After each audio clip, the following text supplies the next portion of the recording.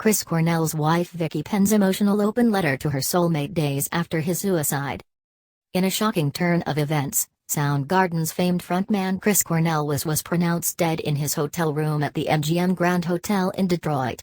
Later that afternoon, after an initial autopsy had been completed, the Wayne County Medical Examiner's Office announced his cause of death has been determined as suicide by hanging. A full autopsy report has not yet been completed.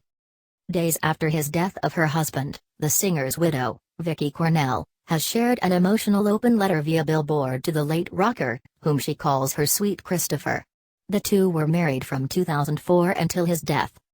In the letter, she wrote, "You were the best father, husband and son-in-law. Your patience, empathy and love always showed through. You had always said I saved you, that you wouldn't be alive if it were not for me." She continued, "My heart gleamed to see you happy, living and motivated. Excited for life. Doing everything you could to give back. We had the time of our lives in the last decade and I'm sorry, my sweet love, that I did not see what happened to you that night. I'm sorry you were alone, and I know that was not you, my sweet Christopher." The mother of two added, "Your children know that too, so you can rest in peace. I'm broken, but I will stand up for you and I will take care of our beautiful babies. I will think of you every minute of every day and I will fight for you."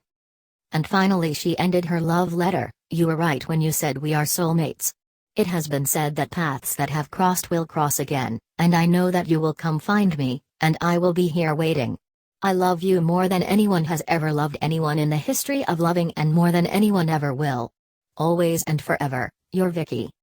Last Friday, Kirk Passage, an attorney for the Cornell family, said Friday they are disturbed by implications that Chris knowingly and intentionally took his life.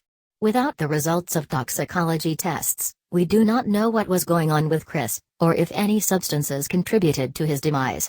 Chris, a recovering addict, had a prescription for Ativan and may have taken more Ativan than recommended dosages," Passage said.